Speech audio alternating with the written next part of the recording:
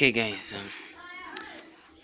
my name is Conist Hackers, and I'll be posting this video on my channel. If it be interesting to you, please don't forget to subscribe, like, and personalize from the notification. So the thing that we'll be doing here, the topic for today is quadratic equations. So we'll be saying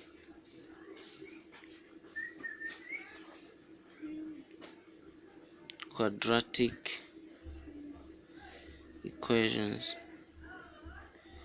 Okay,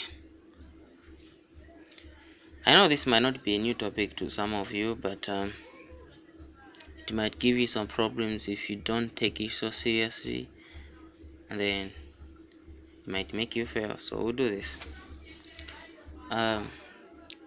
What do we start with? What do we know about a quadratic equation? A quadratic equation will start with this: coefficient of x to the second power minus plus b the first power plus the constant is equals to 0.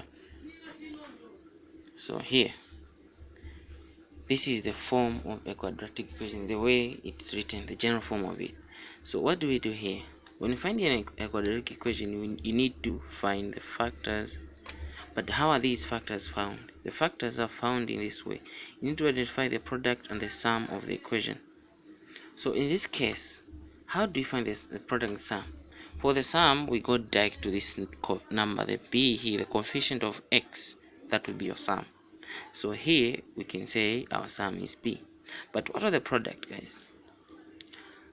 The product here is just by multiplying a and c.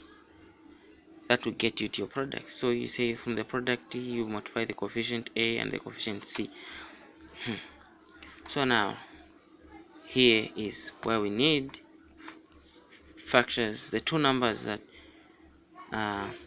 the factors are the two numbers which, when you multiply them, they should give you the product. It should be equal to the product, and when you add them, it should be equal to b, the sum.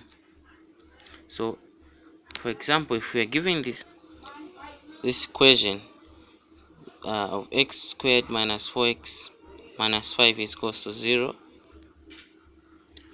an equation like this. So how do we do this? Let's identify the factors as the rule applies. But don't forget, the rule we are using here is factorization method. Factorization rule. So we'll do this.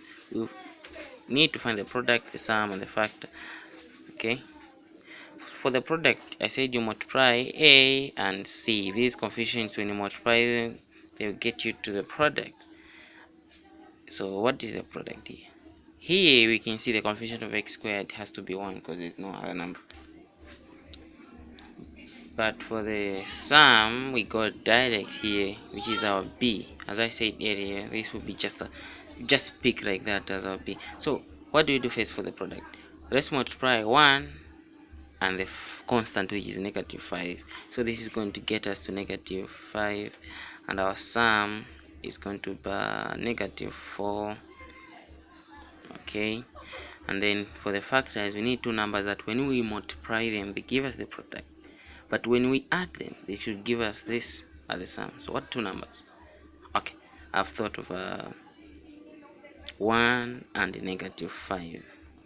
Now when you find the sum of this 1 minus 5, it will give you this negative 4, but when you multiply them, you have this, which means I'm correct about the products. I've not missed them. So let's go back to the equation now. How are these products, factors which we have found, helpful to us? So we do this. If you can start with the first, x squared, brought this down, the first expression of this, plus, now here the factors will be added with this number, and the last factor will be added with this number. Now to the factors, these factors are not just mere number. We're not going to add as x squared plus 1. No, we need to put an x, because this is split down from the sum. It has to be on the middle of this. So when you split this equation on the middle here, the central numbers you get are these. Therefore they need to acquire this x You see, that's on the middle. So on the middle of this equation, we are putting these numbers in net negative 4x. So negative 4x will be substituted by the numbers, the two numbers. So we'll say first number is 1. First number is 1. So we're not going to say 1, but we'll say x, because if we say 1x, it doesn't make sense, so just x.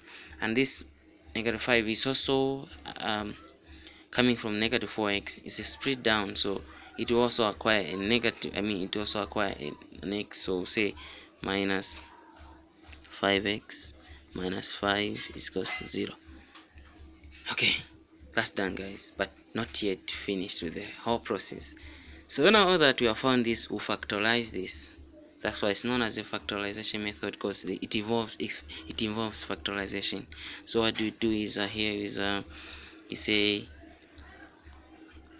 here we can put these in brackets. If you would like to, you put these in brackets, and then you say here what's common. You find that x is common, so you put x here, and then x into x, you have x plus x into x squared, that's x into x, that's 1, minus here what's common, we have negative 5, so negative 5 into 5x, you have sorry, negative 5 into negative 5, because there's a negative here, so this will be negative. So negative 5 into negative 5x, you get okay, let's not make a mistake here. If we get negative 5 as our common number here, when we divide 5 by negative 5, we get a negative, so that cannot work out. So the only thing we can do here for us to get positive numbers, we say negative 5 into negative 5x. You see, this negative makes this 5, because before you put the brackets, this was negative and this is negative, so this will maintain its power to be negative. So negative 5 into negative 5x, you get positive x, and negative 5 into negative 5 here, you get plus 1 is equals to 0. Almost done, guys. So what do we do here? Where we want to correct this arrangement in a most recognized arrangement.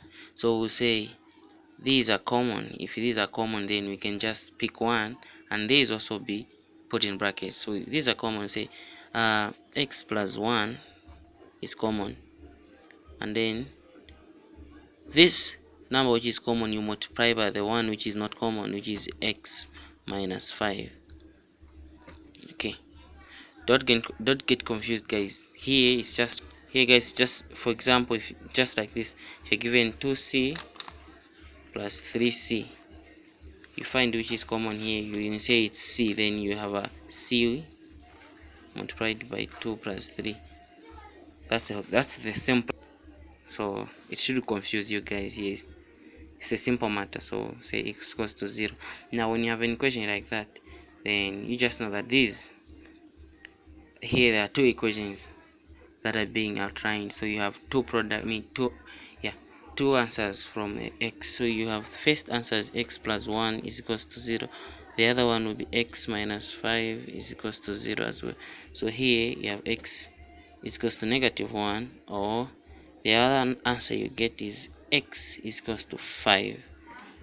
So those will be the answer. That's it, guys. When you finish this whole process, that means you're done with everything. Thanks, guys. If you like this, you can subscribe on my channel, you can like, and feel free to comment, guys, where I've made a mistake. I'm a human being. I accept anyone who control me. So to everyone who support me, guys, I'll give my hug gratitude to that person. But this world goes with sharing knowledge, not being selfish. So after this video, I think I'll work out on another one, being the quadratic equations, using finding them using another method which we'll call the formula rule. Okay, from here we'll continue. Wait for the next video, guys. Thanks.